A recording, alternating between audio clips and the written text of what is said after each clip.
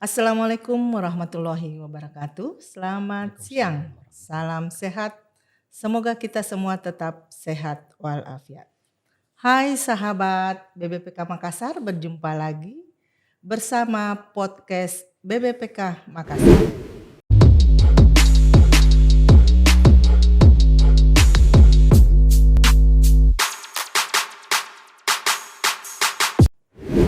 Alhamdulillah pada hari ini kita kedatangan tamu dari Dinas Kesehatan Kabupaten Bone, Bapak Dr. Eko.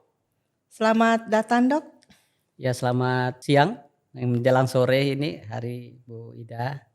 Dr. Eko adalah merupakan salah satu fasilitator dari pelatihan SDIDTK ya, Dok. Ya, Dan alhamdulillah pada sejak tahun 2022 BBPK Makassar melaksanakan pelatihan SDIDTK.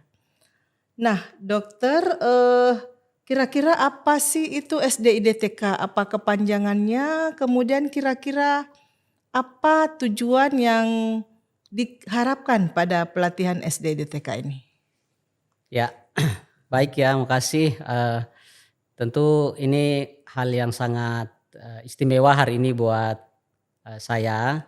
Dan tentu pertama-tama mengucapkan banyak terima kasih Ibu Ida beserta seluruh jajaran BBPK Makassar karena telah memberikan kesempatan buat saya dan mungkin teman-teman lain yang menjadi fasilitator di kesempatan pelatihan yang namanya pelatihan SDIDTK. Jadi SDIDTK ini sebenarnya memang salah satu kebutuhan yang ditunggu juga oleh seluruh masyarakat kita sebenarnya, karena ini sangat mampu untuk mendeteksi awal ya kelainan-kelainan pertumbuhan dan perkembangan balita kita. Kita tahu sekarang ini ada program nasional pencegahan stunting. Oh iya Dok, Ini ya. sangat terkait sekali Bu Ida, dan SDDTK ini sendiri adalah pelatihan yang merupakan istilah atau singkatan dari stimulasi, deteksi, intervensi dini tumbuh kembang. Oh begitu ya Iya. Dok. Jadi stimulasi, deteksi, intervensi Dini dini, tumbuh tumbuh kembang. kembang. Ya. Nah baik Dok, terkait dengan tumbuh kembang berarti ini khusus untuk sampai umur berapa Dok yang diintervensi ini? Ya, baik.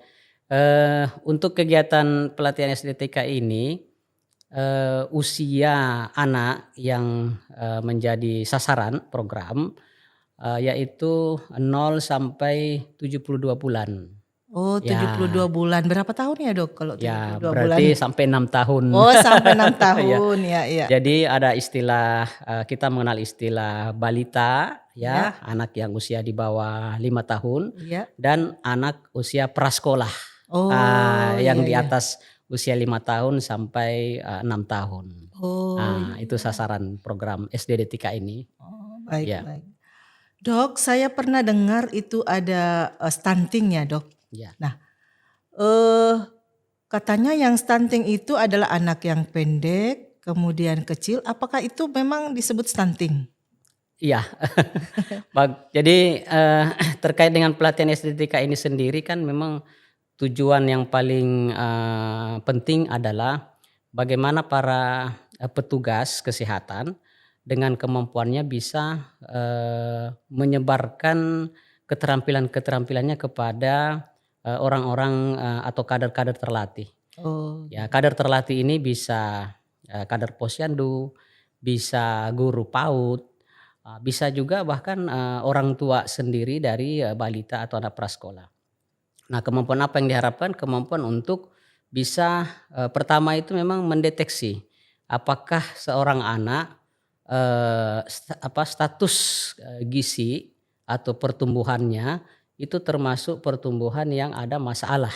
Oh Iya, iya. ada masalah. Nah, aspek pertumbuhan pada SDDTK ini bisa kita lihat dengan hasil pengukuran dari berat badan, kemudian tinggi badan Iya. atau istilah lainnya panjang badan, Iya. kemudian lingkar kepala. Nah, setelah itu apalagi yang bisa dideteksi? Masalah perkembangan anak. Nah, perkembangan anak ini bisa kita lihat bagaimana kemampuan anak ini melakukan 4 hal Ibu Ya. ya. Yang pertama, bagaimanakah kemampuan motorik kasarnya.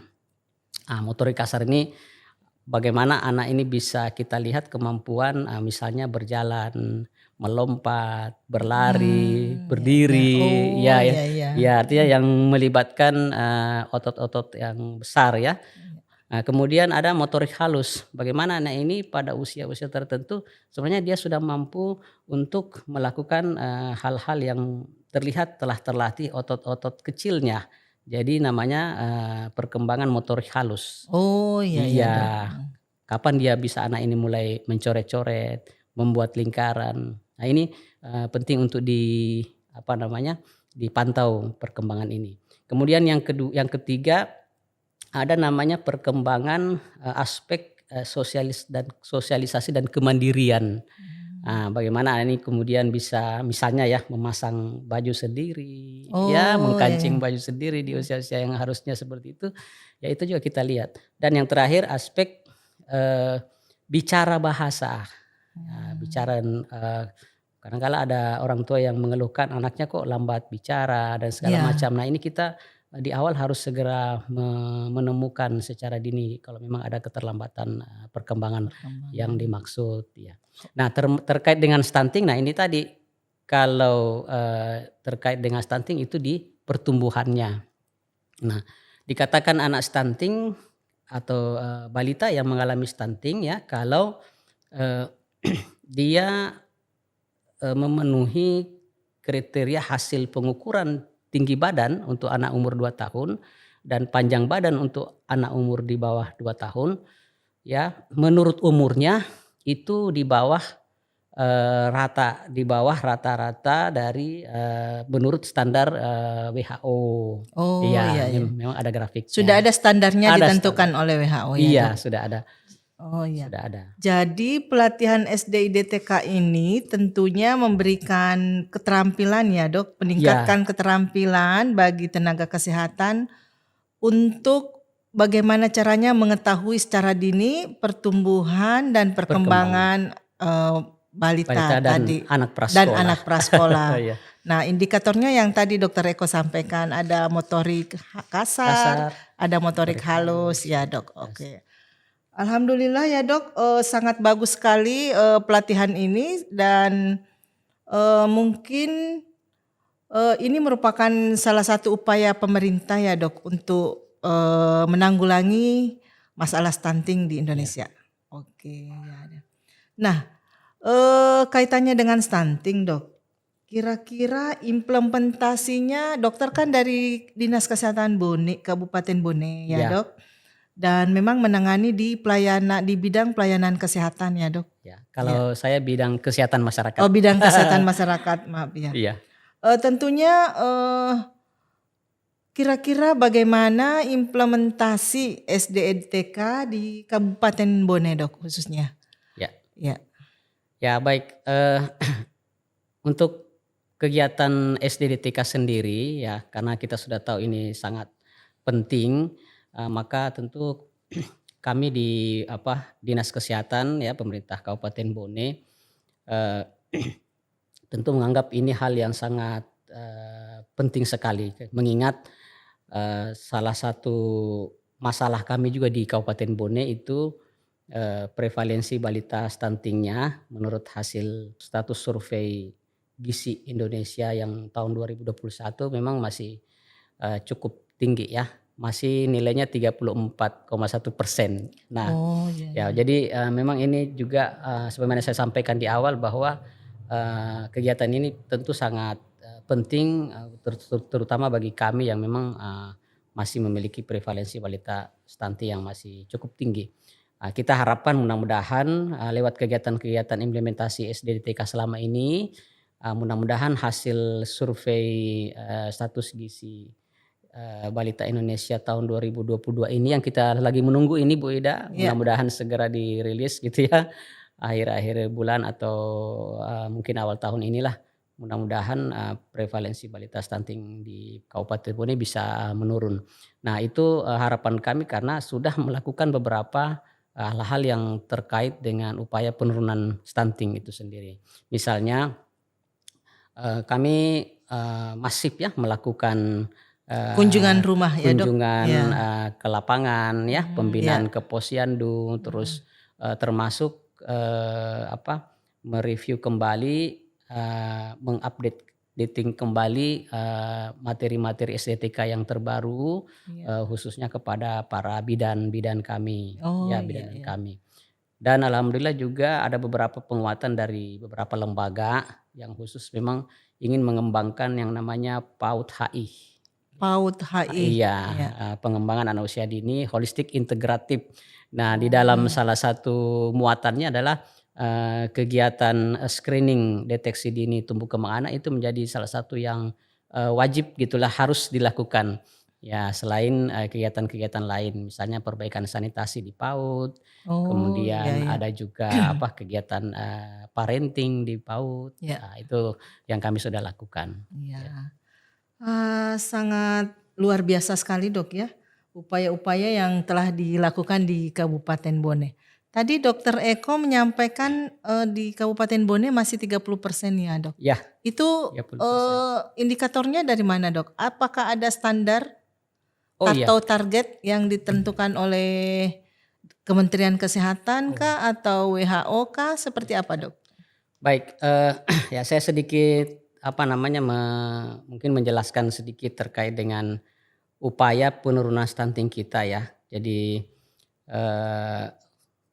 Bapak Presiden ini telah menetapkan agar sekiranya seluruh pemerintah kabupaten termasuk Bone tentu berusaha agar pada tahun 2024 Iya. itu angka prevalensi balita stunting itu mencapai 14% saja. Oh 14%. Iya. Sekarang masih 30% Sekarang masih dok ya. 30% tahun 2021, Iya. mudah-mudahan tahun 2022 bisa Turun. menurun dan tahun 2024 bisa mencapai target lah. Oh Ya, iya. kalau iya. kami lihat target penetapan target kemarin untuk tahun 2022 Kabupaten Bone harusnya turun minimal 29% lah gitu ya. Oh Ya, iya. sampai 28%. 8%. Ya. Tapi ada target nasional ya dok? Nasionalnya 14%. Oh nasional yang Ya, tadi itu 14%. tahun 2024. Untuk 2024. Jadi seluruh kabupaten kota ya minimal harus 14% saja. Maksudnya maksimal 14% saja maksud saya. Tidak Ya. boleh lagi melebihi ya. Oh, baik, Itu usaha baik. penurunan kita. Nah kita masih berkisar tentang stunting dok. Kalau stunting itu kan di samping peningkatan pengetahuan, keterampilan daripada tenaga kesehatan, tadi Dokter Eko menyampaikan sudah ada beberapa upaya yang dilakukan di Kabupaten Bone, yaitu melalui kader ya dok. Kemudian tentunya juga berkoordinasi dengan apa ya? Kalau PAUD berarti di bawah kementerian. Diknas, ya, Kementerian Pendidikan. Ya. Nah, kira-kira ada hambatan enggak dok upaya-upaya penurunan stunting di Kabupaten Bone? Apakah terkait dengan koordinasi kementerian lain? Karena kan kadang-kadang juga kementerian lain menyampaikan itu kan bukan urusan saya seperti itu Ya, ya. baik. Seperti apa dok komentarnya ya? Ya, baik. Jadi pengalaman kami khususnya di Kabupaten Bone, jadi pada tahun 2019 yang lalu Bu Ida, oleh pemerintah pusat memang menetapkan beberapa kabupaten kota yang menjadi lokus intervensi penurunan stunting. Oh iya. Untuk tahun 2019 itu ada 2 kabupaten yaitu Kabupaten Bone dengan Kabupaten Inrekang. Nah, ya ini secara bertahap pemerintah pusat akan mengintervensi semua kabupaten kota, tetapi untuk di tahap awal tahun 2019 hanya 2 di Sulawesi Selatan. Nah, apa yang diinginkan oleh Bu Ida persis apa yang disampaikan oleh pemerintah pusat, bahwa masalah stunting itu tidak bisa diselesaikan oleh hanya dinas kesehatan saja dan jajaran Kementerian Kesehatan ke bawah, tetapi harus mendapat dukungan lintas sektor yang penuh dari seluruh organisasi atau perangkat daerah yang ada di kabupaten kota. Oh iya. Inilah yang kemudian disebut sebagai aksi konvergensi penurunan stunting. Oh, iya, ada ya dok, sudah dibentuk aksi konvergensi penurunan stunting. Ya, itu mulai 2019 sampai tahun ini dan sampai tahun-tahun ke depan, karena saya lihat regulasi yang diberikan dari pusat ini selalu berubah dan kemudian selalu ada updating program dan kegiatan yang disesuaikan dengan perkembangan waktu tahun per Iya, tahunnya. Dok. Jadi aksi konvergensi ini memang melibatkan banyak organisasi perangkat daerah Oh, atau kementerian kalau mantap. dipusatkan. Iya, Dok. Jadi misalnya dinas Sosial, sosial ya. lewat pemberian program Keluarga Harapan, kemudian ada juga dari Dinas Ketahanan Pangan Ya. ya lewat pemanfaatan lahan pekarangan. Oh, gitu ya, Ya, Dok. supaya akses ibu memberikan balitanya, anaknya sayur mayur itu Ya. segera bisa didapatkan. Ya, dan itu misalnya pemberian bibit atau Bibit bibit sayur. sayur bisa Oh, ya. iya. Kadangkala ternak juga diberikan ayam atau Oh, ininya bisa ya. dari Dinas Ketahanan Pangan ya. Yang sumber-sumber Iya, protein protein. Ya, ya, oke. hewani Oh, dan iya. nabati. Karena kalau bibit pohon yang lama baru berbuah kan Bukan. Artinya untuk memenuhi kebutuhan gizi gizi mikronya mikronya. ya. Oh, iya, Dok. Kemudian dari Kementerian Agama juga ini diajak Ya. juga terutama untuk memberikan layanan kesehatan yang paripurna buat calon pengantin.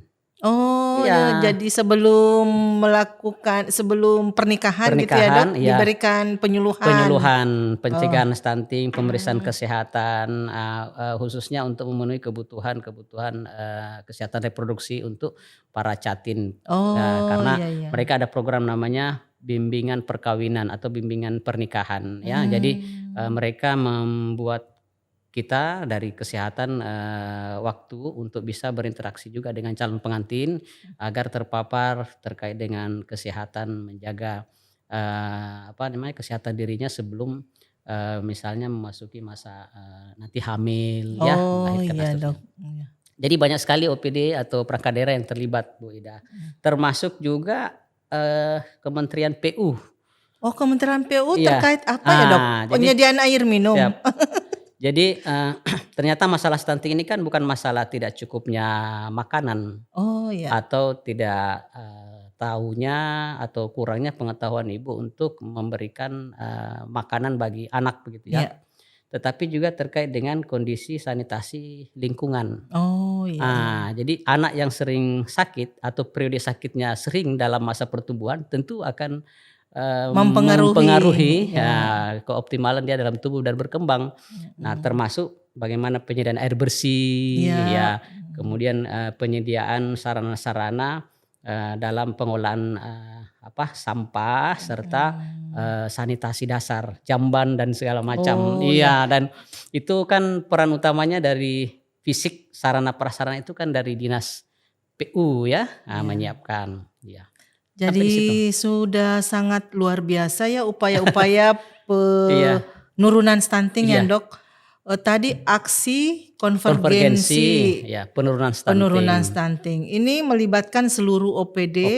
Dan OPD ini kan sudah punya program semuanya seperti tadi Dinas Sosial, Ketahanan Pangan, dengan pemberian bibit, Kemenak juga terkait dengan penyuluhan terhadap calon pengantin. Oh ya, sudah sangat luar biasa ya, Dok, terkait dengan upaya penurunan stunting khususnya di Kabupaten Bone. Nah, mungkin juga perlu khusus di SD berarti ya, Dok? Berarti hanya khusus PAUD ya karena prasekolah. Ya kan ini kan masalah stunting ini masalah siklus hidup gitu ya. Jadi tentu karena sumber masalah stunting ini di 1000 hari pertama kehidupan, mulai saja anak itu dalam kandungan, kemudian sampai 2 tahun, sehingga masa inilah yang paling intens untuk diberikan pemenuhan kebutuhan layanan kesehatannya. Adapun nanti misalnya setelah dia melewati masa balita, dia akan menjadi seorang anak prasekolah, kemudian sekolah, menjadi seorang remaja putri. Nah, ini tetap harus ada pemberian layanan agar anak remaja putri kita itu nanti menjadi seorang ibu yang sehat ketika hamil. Oh, iya, jadi dari Kementerian Kesehatan kan ada program pemberian tablet tambah darah buat remaja putri kita. Oh Iya, iya itu Dok. juga supaya dia tidak anemi nanti. Iya. Jadi tapi dasarnya mulai dari Iya, ibu ibu hamil hamil ya Dok, sampai usia 2 tahun. sampai usia 2 Inilah yang tahun. paling signifikan Mempengaruhi mempengaruhi ya apakah nanti pertumbuhan pertumbuhan selanjutnya ya Dok. selanjutnya Oh dan bisa iya. mencegah stunting tentunya. Iya. Ya masa itu. Oke, Mhm. baik. Dok, satu lagi, dua lagi, satu lagi yang Silakan. pertama ini, mungkin juga perlu, kan anak-anak itu yang PAUD suka jajan ya Dok di luar Iya, ya. iya, iya. Nah ini kan di luar tidak dipantau oleh ibunya, khususnya misalnya anak-anak sekolah yang di SD, saya lihat itu banyak, biasanya ada penjual-penjual yang boleh kita katakan itu hanya mengenyangkan saja, tapi kandungan gizinya kurang gitu, atau pemakaian kandungan-kandungan makanan yang kurang sehat banyak sekali. Nah, apakah ini mendapat perhatian juga Dok di Dinas Kesehatan Bone? Ya. Baik, terima kasih Bu Ida, dan apa yang saya sampaikan tadi bahwa memang pencegahan stunting itu walaupun 1000 hari pertama kehidupan yang menjadi momentum pentingnya untuk mencegah, tetapi kita tidak boleh melupakan siklus hidup anak ini sampai dia menjadi seorang yang siap untuk, misalnya kalau dia perempuan siap hamil gitu Oh ya. iya Dok. Kalau laki-laki nanti insya Allah jadi bapak yang ya minimal jangan merokok begitu ya. Oh iya ya, Nah, gitu ya kalau Dok. di Kabupaten Bone itu insya Allah kita sudah mengaktifkan yang namanya program sekolah sehat. Oh ada ya Dok, Ada sekolah ada sehat program ya. sekolah sehat. Jadi seluruh sekolah mulai jenjang TK, PAUD, Iya. SD, Madrasah Ibtidaiyah, kemudian naik SMP, Madrasah Sanawiyah, Iya. SMA dan sederajat SMK dan Madrasah Aliyah, kita aktifkan program UKS namanya. Oh ada UKS ya Ada Dok. UKS-nya, dan output atau hasil program UKS yang selama ini kita bina itu harus mengeluarkan status sekolah itu menjadi sekolah sehat. Oh ya, Begitu ujung-ujungnya. ujung-ujungnya. Dan salah satu kategori yang harus terpenuhi adalah dalam aspek itu tadi, harus kantinnya Kantin sehat. sehat, ya, Oh iya tidak ya. menjual bahan makanan yang memicu terjadinya itu tadi, maksudnya asal mengenyangkan, tetapi Iya. didorong agar tersedia bahan makanan yang mungkin PMT lokal dari yang ada di daerah situ, yang itu sangat bergizi tapi mungkin belum dikenali oleh masyarakat sekitar termasuk di sekolah. Kemudian sanitasi kantinnya juga diinspeksi, ya Perhatikan. diinspeksi Oh secara iya. berkala supaya tersedia tempat jajanan yang layak buat anak didik kita. Dan memang kalau untuk TK itu kadangkala memang mereka membawa makanan sendiri ya, Dari kadangkala dari rumah, rumah. iya. Cuma yang Ibu Ida betul sampaikan kalau SD, Iya. SMP, ada Iya. SMA. Nah itu Iya. ini memang perlu karena banyak sekali jajanan-jajanan yang bisa menjadi pilihan mereka kalau mereka tidak diedukasi Oh dari iya awal Dok. bahwa yang namanya makanan sehat itu yang seperti ini. Dan salah satu upaya kita ya itu tadi mengaktifkan yang namanya program UKS yang nanti tujuan akhirnya mendapatkan status sekolah sehat bagi sekolah yang bersangkutan. Oh, sangat luar Iya. biasa sekali ya Dok. Mudah-mudahan Iya.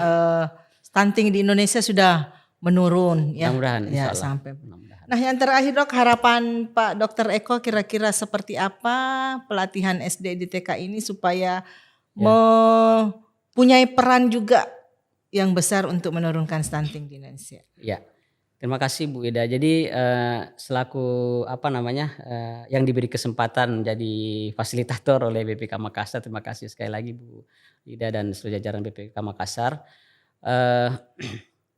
Tentu harapannya mudah-mudahan akan ada kesinambungan dalam memberikan pelatihan ini, karena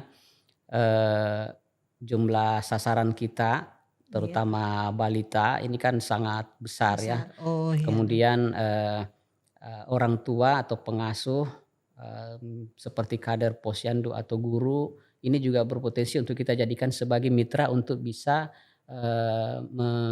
mentransfer pemahaman kita terkait bagaimana mendeteksi dini tumbuh kembang. Karena kalau kita mengharapkan jumlah tenaga kesehatan kita kan masih terbatas, Terbatas, gitu ya. ya Dok. Bayangkan dalam satu puskesmas kadangkala itu membawahi sampai 18 desa. Oh, ya. Tenaga pelaksana gizinya kan hanya 1 atau 2 Satu orang satu gitu. puskesmas, Iya. ya. Bagusnya kan satu desa mungkin 1 ya. Iya. Beda kalau bidan. Bidan itu semua desa mungkin Banyak sudah ada tercover. Polindes, Iya. Dok ya.